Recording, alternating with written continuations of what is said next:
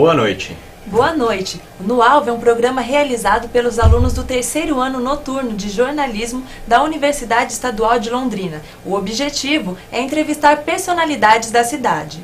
E o alvo de hoje é o prefeito eleito de Londrina, Alexandre Quiref, do PSD, que toma posse do cargo em menos de um mês, no dia 1º de janeiro de 2013. Boa noite, Alexandre. Boa noite. Este trabalho envolve 21 alunos do curso. Alguns deles estão aqui para fazer perguntas ao nosso convidado. Entre eles o Lucas Marcondes, boa noite. Boa noite. Giovana Machado, boa noite. Boa noite. E eu sou Ananda Ribeiro. Eu sou o Heron Eloy, sejam todos bem-vindos. Começamos aqui o programa No Alvo.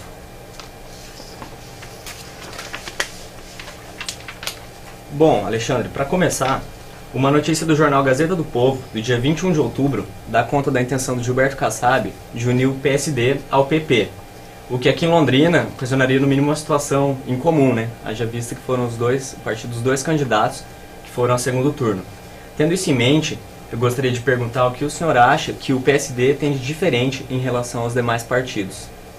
Bom, primeiramente, boa noite a todos, né? Parabéns aí pelo programa. E ele é diferente porque ele é novo, né? Ele ainda não cometeu nenhum erro clássico, né? Que todos os outros partidos já cometeram, que é unir a algum outro partido ou ceder ao oportunismo ou à conveniência momentânea. Eu espero que isso não ocorra. Ok. Quiref, durante a campanha eleitoral, você sempre disse que a sua candidatura se tratava de um perfil técnico, distante da chamada velha política. Nessa nova Câmara não existe nenhum representante do PSD. Como vai ser o diálogo com a Câmara? Apenas a questão técnica, a questão administrativa vai dar conta? Ou vai ser preciso fazer alguma concessão política para os vereadores? Não vai ser feita qualquer concessão.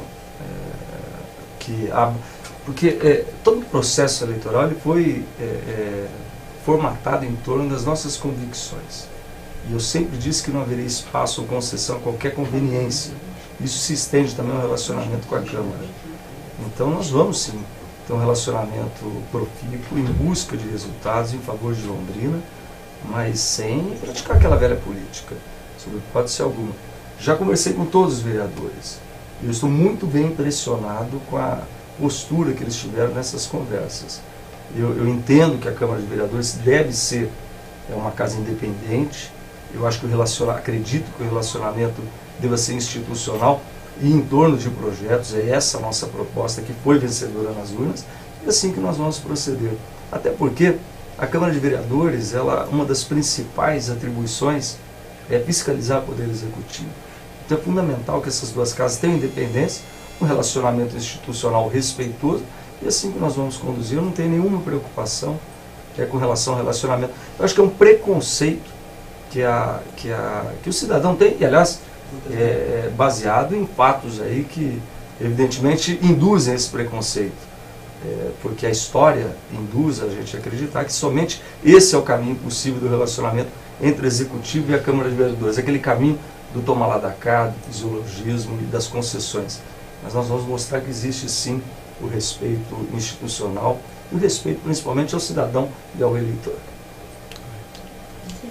Quiref, em relação à verba estadual, durante a campanha o governador Beto Richa apoiou o Marcelo Bellinati, né? E até então foram poucos os investimentos do governo estadual aqui na nossa região. Como que você pretende obter a atenção do governo estadual para os projetos e investimentos daqui de Londrina? Eles são inevitáveis, né? Ele tem que investir aqui na região. Não é possível imaginarmos, né, que um governador vai abandonar uma cidade do porte de Londrina. É absolutamente improvável. Apesar disso esse discurso ter sido propagado durante o processo eleitoral.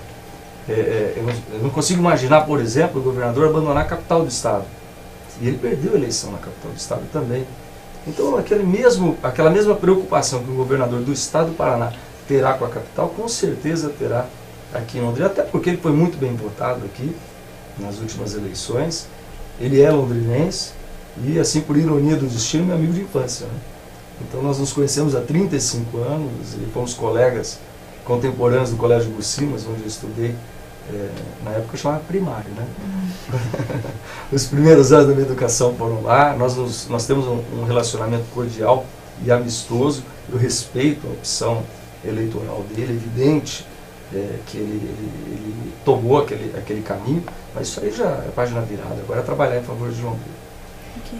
E Kiref, sobre a equipe de transição, o senhor nomeou a equipe já faz mais ou menos um mês, e essa equipe ela já consegue vislumbrar soluções para as dificuldades encontradas, já encontrou essas dificuldades? Muita dificuldade nisso, né? Mas muita dificuldade.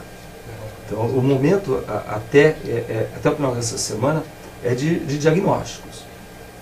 Então, a equipe de transição está realmente fazendo um diagnóstico de cada secretaria, sob o ponto de vista financeiro, operacional, contratual, enfim, todo o ambiente de trabalho que cada futuro secretário, cada órgão público deverá propiciar ao executor, aquele que terá a atribuição de administrar esse setor da administração municipal. E as soluções devem ser desenvolvidas a partir desse diagnóstico. Mas, em linhas gerais, realmente nós temos muitos problemas na Prefeitura de Londrina, de todas as ordens, financeira, operacional, falta de planejamento. Realmente é um cenário muito ruim. E em relação às secretarias, você pretende ter um número enxuto de secretários, cargos de confiança, ou você vai manter os números que a gente vê hoje na Prefeitura de Londrina? Secretarias e órgãos públicos, nós vamos manter esse organograma inicial. Nós não vamos diminuir a quantidade de secretarias, até porque seria uma precipitação sob o ponto de vista administrativo. Vamos dar sequência aos processos, para que não corra o risco de haver perda ou solução de continuidade de serviços públicos essenciais à população. Agora, com relação aos cargos comissionados, equipe enxuta sim. Nós vamos trabalhar com o mínimo necessário, não temos a menor intenção de inchar a Prefeitura, muito pelo contrário. A equipe enxuta, austeridade, a busca pela eficiência, realmente gestão técnica. Nós vamos aplicar aquilo que nós discursamos ao longo do processo eleitoral, agora na prática. É isso que nós vamos fazer. Está certo. Ok, falar um pouquinho de saúde agora, que é um dos problemas apontados pela população, sem dúvida. Em relação aos postos, a reclamação é que faltam profissionais e tal. No último concurso realizado, por exemplo, em maio desse ano, a procura por cargos como de pediatria, ginecologia, foi muito baixa. Para o cargo de cardiologista, por exemplo, não se alcançou nem o total de vagas. E eu queria saber como você pretende contornar essa situação da falta de interesse dos profissionais em ingressar no serviço público, na saúde, no caso na saúde. Primeiro, a saúde pública de Londrina ela precisa recuperar a credibilidade. Hoje o profissional da área de saúde tem um olhar pouco amistoso à estrutura e à operação da saúde no município de Londrina. Então nós pretendemos reconquistar a credibilidade junto à classe médica e junto a toda a cadeia de profissionais envolvidos na área da saúde.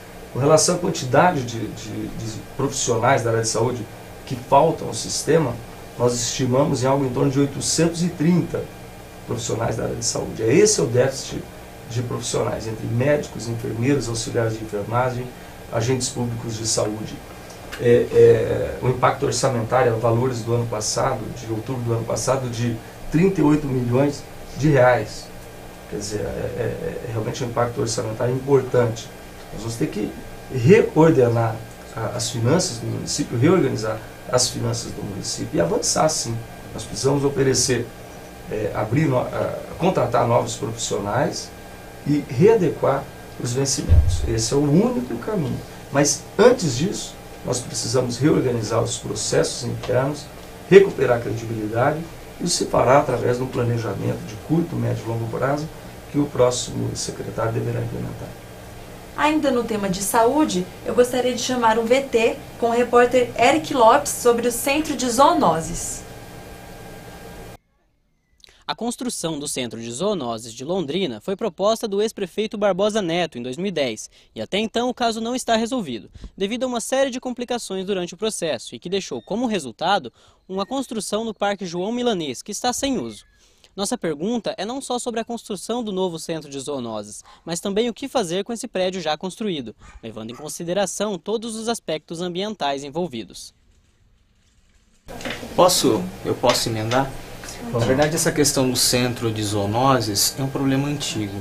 A administração anterior havia prometido um centro de zoonoses que, na verdade, não era um centro de zoonoses, era um local em que eles simplesmente abrigavam os animais e uma empresa terceirizada cuidava da questão.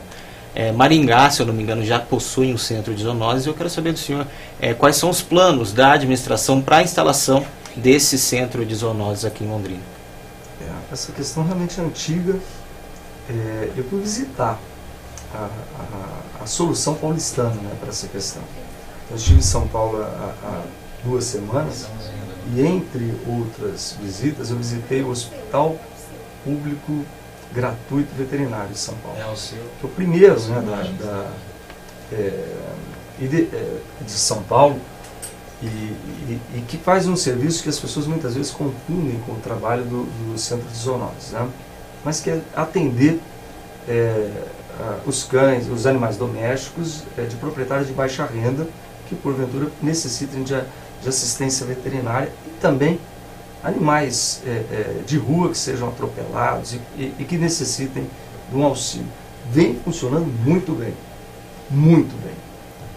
A triagem é feita através da participação nos serviços sociais, né?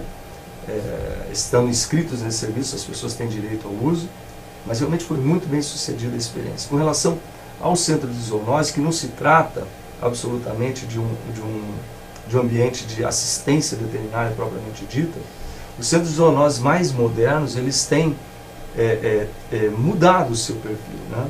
Que além dos serviços de atender aos serviços de castração em geral e de abate, inclusive, de animais de rua e de controle de populações que possam transmitir doenças transmissíveis a seres humanos, eles também têm esse novo papel que é da busca por novos lares para esses animais abandonados, esse perfil que hoje é feito pelas ONGs, né? Que hoje é feito pelas ONGs. Então está havendo uma migração. Então aquela atribuição inicial do controle dos sinantrópicos já não é mais aquilo que é a expectativa, que atende a toda a expectativa da população. É sim um ambiente que abriga animais abandonados, que se preocupa com a esterilização de animais domésticos e abandonados, e também que busca novos lares para esses animais. Então, como nós vamos fazer? Primeiro, precisamos encontrar as fontes de recursos para que sejam feitos. Isso já foi conseguido no passado, mas a falta enfim, por motivos que não vem ao caso aqui comentar, eles não foram encaminhados de maneira correta e foram devolvidos. Nós vamos buscar novamente esses recursos e implementar no centro de zoonose com esse olhar mais moderno, que não seja tão conflitante com a expectativa da população com relação aos animais de rua em geral. São 30 mil, não vem, né? Só aproveitando, Alexandre, no caso do centro de zoonoses, não seria uma oportunidade para fazer parcerias, até mesmo com o curso de medicina veterinária da UEL, com a própria ONG SOS Vida Animal, que desenvolvem bons trabalhos há alguns anos? É essencial que sejam feitas essas parcerias. A solução paulistana é realmente em torno de parcerias com ONGs, com instituições de ensino e a própria Associação das Clínicas Veterinárias lá do estado de São Paulo. Na verdade, a Anclivepa, que é o órgão a associação que organiza os prestadores de serviços veterinários lá em São Paulo, é a prestadora de serviço conveniada com o Hospital Público Gratuito. Então é assim que é disponibilizado o serviço para a população. Visitei, olha, muito bacana, um modelo que realmente atenderia assim, em cheio a essa questão no município de Londrina. Porque muito mais não, mas também, além do animal abandonado, nós temos a questão do animal doméstico que pertence a famílias de baixa renda, que criam vínculos afetivos importantes, mas que diante de uma dificuldade, de um incidente ou diante de uma doença, dramas assim realmente tocantes assim acabam se desencadeando, e a gente precisa assim pensar em atendê-los. Então, o que nós discutimos ainda durante o processo eleitoral junto às ONGs preocupadas com a questão em Londrina, seria iniciarmos o processo através de uma USA, Unidade de Saúde Animal, um módulo intermediário ambulatorial e com alguma capacidade também de intervenção cirúrgica para poder atender, iniciar esse processo num espaço de tempo mais curto para que depois possa ser desenvolvido até chegar-se a um centro de zoonose com toda a amplitude dos atendimentos que deve ter. Ok, nós passamos agora a falar um pouquinho sobre segurança pública, né? Sim. Durante a campanha eu lembro que era muito debatido, sempre te questionavam isso, sobre o armamento da Guarda Municipal, né? E o candidato sempre defendia primeiro um treinamento, uma capacitação, né? Então a gente gostaria de saber se não seria mais interessante incrementar setores de inteligência, melhorar, né, esses setores de inteligência dos órgãos públicos, da segurança pública de Londrina, ao invés de simplesmente armar esses órgãos. A minha posição não é exatamente essa, não. Eu fui muito crítico com relação ao armamento da Guarda Municipal. No meu entendimento, isso é um processo que irá acontecer, até porque está previsto em lei o armamento da Guarda Municipal, mas isso deve ser feito com muita cautela. Primeiro porque eu não acredito que a questão da segurança seja resolvida com polícia, essencialmente. Passa pelo serviço de segurança, mas anteriormente a isso, nós precisamos ter ações de assistência social, de investimento na educação, de desenvolvimento econômico, de diminuição das populações sobre vulnerabilidade social, habitacional e assim por diante. O processo é integrado. O simples armamento, a criação de uma força de segurança complementar à Polícia Militar e à Polícia Civil, me parece uma solução reduzida, um olhar reduzido, estreito a respeito da questão da segurança. Então, a Guarda Municipal não tem estrutura hoje para andar armada. Não tem a menor condição. Não existe, por exemplo, rádio de comunicação entre os profissionais da Guarda. Não existe, por exemplo, lugar para guardar as próprias armas, na hipótese de um guarda municipal sair de férias. Então, existe um longo caminho para que a Guarda Municipal possa estar armada. E com relação à inteligência, a Polícia Civil é a Polícia Investigativa. Cabe a ela trabalhar no processo investigativo, a Polícia Militar fazer o patrulhamento ostensivo e as ações repressivas, quando for o caso, e a Guarda Municipal, ao nosso olhar, se preocupar com a guarda patrimonial do município e dos serviços públicos também. O que não quer dizer que nós pretendemos transformar a Guarda Municipal em simples vigilantes. Não é isso. Na verdade, a nossa expectativa é transformar a Guarda Municipal num grupo de segurança de elite, e não no sentido de ser repressora, mas que de fato seja uma interface com a população de alto nível. Enfim, nós estamos buscando a excelência no relacionamento dessa Guarda Municipal com a população, e a nossa meta é bem clara, e nós discutimos isso já com os guardas municipais e com a direção, é transformar a Guarda Municipal na melhor Guarda Municipal do Brasil. Nós não queremos nada menos do que isso. No intervalo, evidentemente, de 4 anos. É ousada a meta, mas nós vamos estabelecer um planejamento para que, de fato, seja um ponto de apoio da população e não simplesmente apenas um grupamento armado para fazer intervenções truculentas ou repressivas em qualquer circunstância aqui na cidade. Certo. Nós encerramos aqui o primeiro bloco de perguntas e voltamos daqui a pouco. Fique aí.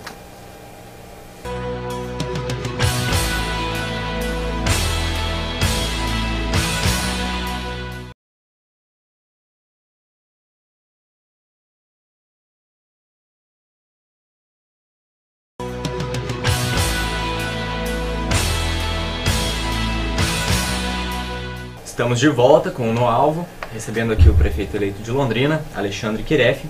Lucas, você pode começar esse segundo bloco? Alexandre, os distritos rurais de Londrina, eles passam por uma clara situação de abandono. Compensação em Lerroville, na zona rural de Lerroville, foi instalado há alguns anos atrás um assentamento rural do MST, com aproximadamente 500 famílias, e ali eles já começam a instalar uma base sólida para a agricultura familiar. O senhor que já foi presidente da Sociedade Rural, uma entidade conhecida como representar os interesses dos grandes proprietários de terra, o senhor pretende estabelecer bases para a agricultura familiar em Londrina para que ela possa trazer melhores condições de vida para essa população dos distritos? Primeiro, com relação à representatividade da sociedade rural do Paraná, ela originalmente ela se chamava Associação Rural de Londrina, e Londrina nunca teve grandes produtores. O módulo rural no processo colonizatório aqui é absolutamente divergente de tudo que se conhece a respeito de colonização no Brasil. Os módulos eram muito pequenos, então a origem de todos os produtores aqui é realmente do pequeno produtor, e até hoje. Aqui em Londrina, com raras exceções, lá na Zona Sul tinha algumas áreas, Zona Sul não, na região sul do município, tinha algumas áreas maiores, mas que não fizeram parte do processo de colonização. Então esse trânsito junto aos pequenos produtores é tradicional dentro da sociedade rural do Paraná. E é por isso que, enquanto eu fui presidente lá, nós abrigamos a Feira dos Sabores, que era exatamente um pavilhão onde o pequeno produtor apresentava aquilo que era fruto da agroindústria familiar. Inclusive, alguns dos produtores daquele assentamento acabaram expondo lá na nossa Feira do Sabor, que realmente eu sou um fã incondicional desse processo. Além disso, nós lançamos lá na Sociedade Rural do Paraná o programa Trator Solidário, voltado exatamente à mecanização agrícola do pequeno produtor ou do agricultor familiar. Em um ano e meio, nós imaginávamos distribuir ou vender de forma financiada, subsidiada, 1.000 tratores. E eu tive a honra de entregar o trator número 5.000 lá dentro do Parque Governador Ney Braga. Então, essa questão do pequeno produtor e a correlação com Londrina e com a sociedade rural do Paraná é muito grande. Nesta semana, nós vamos receber o ex-secretário da Agricultura do Estado do Paraná, Walter Bianchini, que hoje ocupa o cargo de coordenador da Agricultura Familiar no Ministério do Desenvolvimento Agrário. E ele vem se encontrar, vem a Londrina visitar esse assentamento, e para que nós possamos acordar uma estratégia de atendimento exatamente ao pequeno produtor, agricultor familiar, e de preferência estimulando o processo da verticalização, da agroindustrialização, porque isso agrega valor, isso aí amplia a geração de riquezas e de emprego, garante a fixação do pequeno produtor na terra.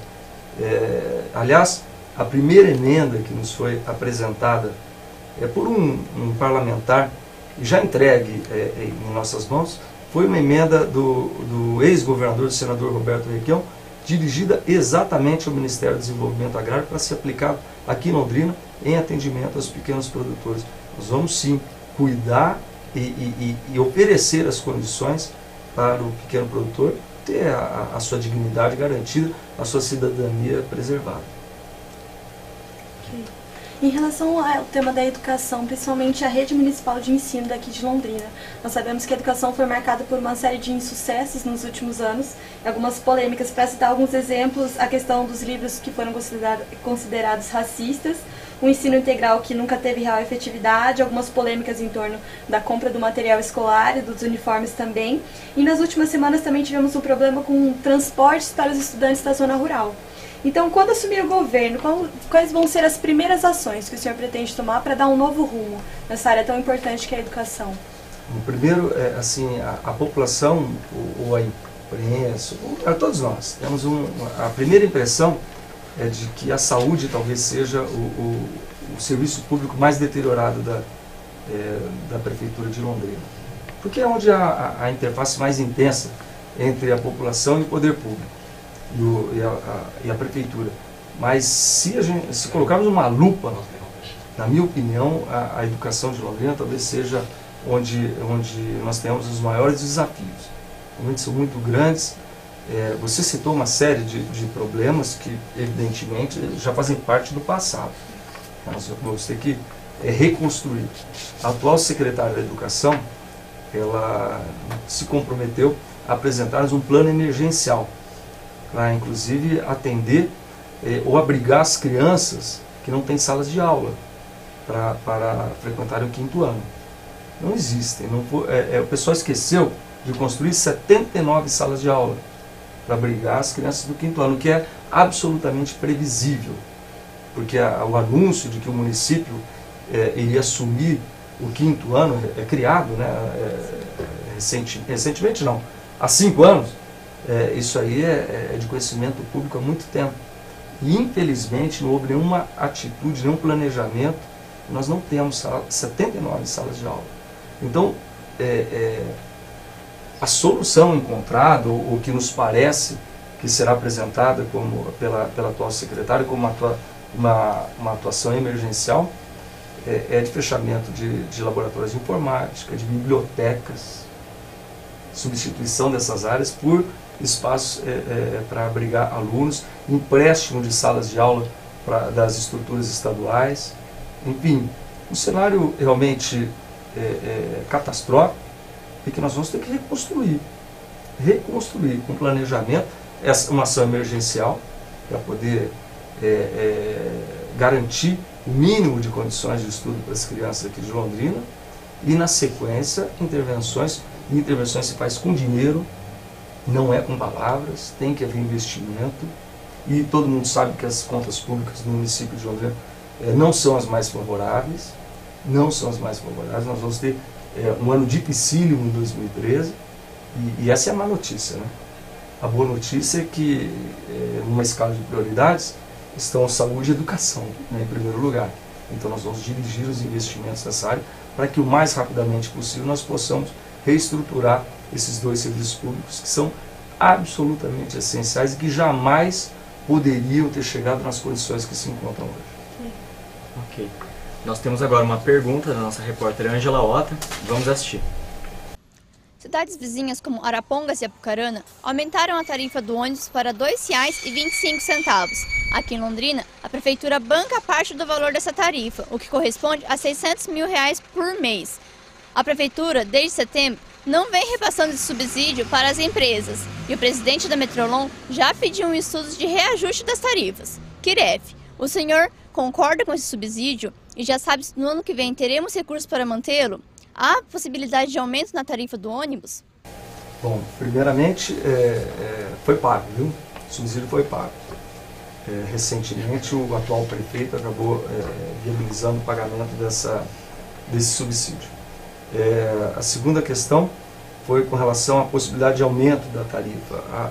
Os atuais gestores estão avaliando a proposta de aumento. Segundo consta, faz mais de 20 meses, né, que existe esse pedido. E essa decisão é técnica, ela não é política. Nós vamos ter que responder tecnicamente as questões que são politizadas tradicionalmente em Londrina. E é assim que nós vamos proceder. E com relação, se eu sou contra ou a favor ao subsídio, eu sinceramente eu acho que houve uma inversão no processo de participação do poder público, aí equivocado, enfim, um posicionamento equivocado. Subsidiar um modelo de transporte que não é absolutamente eficiente é mais ou menos a mesma coisa do que colaborar com o subsidiar o pagamento de uma conta de água de uma casa que tem vazamentos. Nós tínhamos que fazer as intervenções necessárias no sistema para que ele de fato fosse o mais eficiente possível, para que os custos operacionais fossem os mais baixos possíveis, para que numa eventualidade de subsídio, esse dispêndio de recursos fosse o menor. Então eu acredito que houve uma inversão. Nós vamos trabalhar fortemente com técnica, no sentido de fazer com que o serviço tenha uma maior eficiência, que ele seja o mais barato possível e a discussão do subsídio é uma discussão da sociedade. Se a sociedade quiser financiar o processo de transporte e deslocamento de trabalhadores e de estudantes, isso é uma decisão da sociedade. Caso contrário, não há sentido em subsidiar. Certo. Agora, sobre a universidade. Pouco se sabe a respeito de parcerias entre a instituição e o município, embora a UEL seja uma universidade das mais bem conceituadas do país. O senhor pretende aprimorar em prol da comunidade essas parcerias entre o município e a instituição? E caso tenha isso em mente, quais as áreas de parceria serão priorizadas? Bom, eu sou ex-aluno aqui, né? Sou ex-aluno e eu me lembro quando eu estudava aqui, a gente debatia muito a questão de greve, né? Greve, fazia muita greve aqui. Né? Tinha mesmo, era um conflito, até porque havia inflação. Vocês não lembram da inflação, vocês não sabem, né? Tem inflação de gente grande, né? A gente tinha inflação para valer aqui. E isso, evidentemente, gerava uma série de demandas, né? Dos professores, funcionários, entre outras demandas. Né? E eu me lembro que a cidade não percebia a importância da universidade. Não conseguia abraçar a causa universitária. E eu nunca entendi por quê. Porque a universidade talvez seja um dos fatores mais importantes no sentido de garantir o desenvolvimento de Londrina. Eu tenho certeza absoluta que foi uma força motriz essencial para transformar Londrina nessa cidade que é hoje. Fez muita diferença. Muita diferença. E eu tenho esse entendimento. E é por isso que eu vou fazer, não vou medir esforços no sentido de me aproximar da universidade. Eu fiz uma visita ao HU, ao Hospital Universitário, há uma semana, e fui recebido pela reitora Nádia. E desde esse primeiro contato, nós já agendamos uma nova visita aqui à UEL, e o nosso objetivo é sim estreitar o relacionamento entre a prefeitura e a universidade, e o primeiro tema de discussão foi exatamente no setor da saúde. Nós já rascunhamos aí um conselho, um órgão observador da saúde de Londrina em parceria entre a UEL e o município de Londrina, no sentido de colaborar e fazer com que nós possamos avançar. Já foi citado aqui, né? Centro de zoonose, hospital veterinário. Bom, eu sou veterinário, né? Dei plantão aqui. Então é outra linha possível, e tantas outras, né? O que se desenvolve de tecnologia aqui na universidade, o potencial de prestação de serviços e de complementação ou de extensão do processo educacional é gigantesco. Então nós precisamos aí desenvolver uma política de parceria entre a UEL e a Prefeitura de Londrina. Essa é a minha intenção. Vamos trabalhar de forma organizada e planejada para que isso ocorra. E, Kiref, sobre cultura agora. Além de incentivar a cultura, você queria transformar a cidade em um polo turístico-cultural, certo? Entretanto, o nosso Teatro Ouro Verde pegou fogo e a previsão para a conclusão da construção do Teatro Municipal é somente depois do término do seu mandato. Como você pretende transformar os espaços alternativos de cultura como espaços apropriados para o desenvolvimento da cultura na cidade? Bem, vamos lá. Primeiro, o Ouro Verde, que queimou e que afeta, que tem tudo a ver com a UEL, né?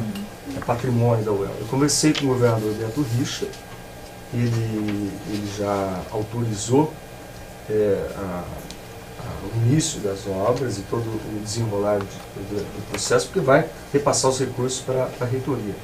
A reitora Nádia até brincou comigo que ainda durante a minha gestão o Teatro Ouro Verde será reinaugurado. Com relação ao Teatro Municipal, as obras se iniciam agora, ainda antes do final do ano, e elas se iniciam porque nós fizemos um trabalho junto aos parlamentares e conquistamos uma emenda parlamentar, uma emenda de bancada, para dar continuidade à construção, porque senão isso não faria o menor sentido. E isso foi conquistado. Então, nós vamos dar continuidade. O que parece ser um horizonte distante, passa no estralo de dedos. E não há outro caminho. Na vida não há atalhos. E para construir uma estrutura que, no meu olhar, vai se tornar icônica aqui da nossa cidade, realmente vai demorar um pouquinho de tempo. Mas nós vamos ter que avançar e eu vou fazer isso. Vou dar continuidade ao processo com todas as forças e o máximo de velocidade que for possível. Esse é o nosso foco. Existem outros equipamentos que podem contribuir nesse sentido. O Teatro Zaqueu de Mello, eu não vou saber o nome de qual deputado federal ou senador que atendeu a nossa solicitação para incluir uma emenda para sua reforma, que é na ordem de R$400 mil, muito pouco.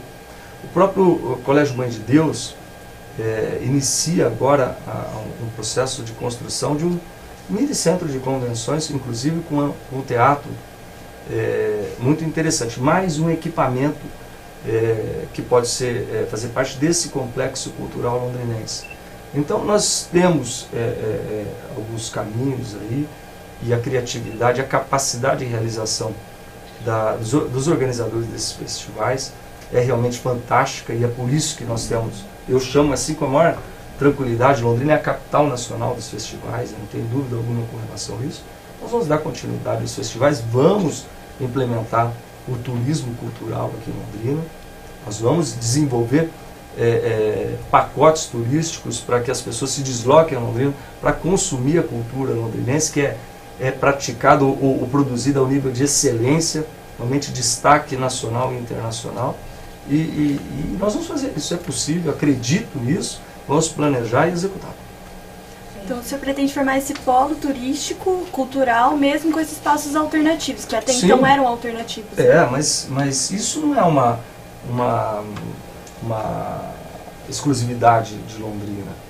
Existem modelos, aí, soluções alternativas que podem ser utilizadas. Assim. Eu fui no primeiro Rock in Rio. O Rock in Rio foi o maior evento popular que esse Brasil já fez, né? 1 milhão, e tinha 1 milhão de pessoas lá dentro. E a estrutura era provisória. E, né, eu assisti o Queen, assisti o Whitesnake, assisti todo mundo, né? Nina Hagen, inesquecível, não é? Eu citei esse exemplo, mas a verdade é que existem soluções. E com essa produção cultural a esse nível, nós não podemos deixar de atender ou criar soluções e também dar a dimensão que essa produção cultural de fato tem.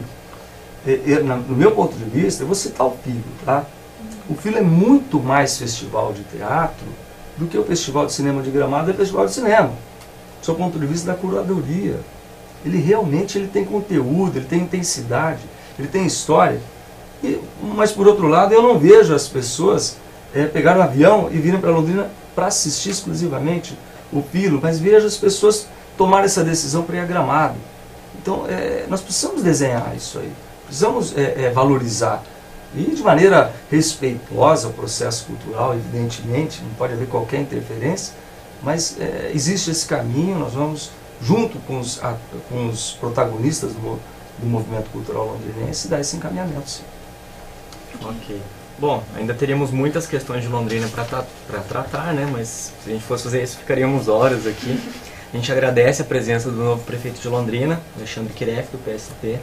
Agradecemos também a todos os envolvidos nessa produção do 3º ano noturno de jornalismo da UEL, aos técnicos, professor, aos meus colegas de classe aqui na frente das boa câmeras. Sorte a ele nos próximos 4 anos. Exatamente. Agradeço. E um bom 2013 a Londrina, né? Que dê tudo certo. É isso. Boa noite, gente. Boa noite.